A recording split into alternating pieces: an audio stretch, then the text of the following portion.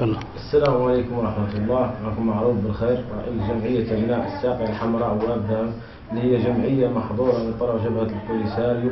واليوم ندوا بهذا الاعتقال التعسفي والاختطاف اللي اختطفت جبهة البوليساريو الأخ مربيه، الذي طالب حقه وطالب حقه بالدفاع عن المحتجزين في مخيمات تندوف، لأنه أسس جمعية حقوقية إنسانية للدافع عن المحتجزين. جبهة البوليساريو اليوم ليس اليوم بل الأيام المضت دائما اعتقالات تعسفية، ودائما نحن اليوم نطلب من المنظمات الدولية ونطلب كذلك من الجزائر المستضيفة أن تتدخل لفك هذا الحصار عن المحتجزين. وحد كامل نقولوا ونبغوا عنه عن حد كامل، أسس جمعية حقوقية إنسانية تدافع عن حق شرعي وتدافع عن حق هؤلاء المحتجزين في إعطائهم حقوقهم ورجعتهم إلى أرضهم، عنه ما قال شي خاسر.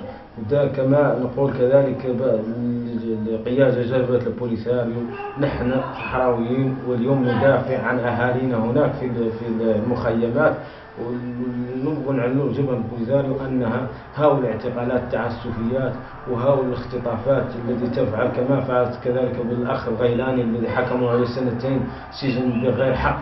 الحق ما عرفنا ذا الملف اللي تبخت له أجهزة الأمن البوليساريو شنو هو. وكذلك نبغوا نطالب من المنظمات الدولية لو مرة واحدة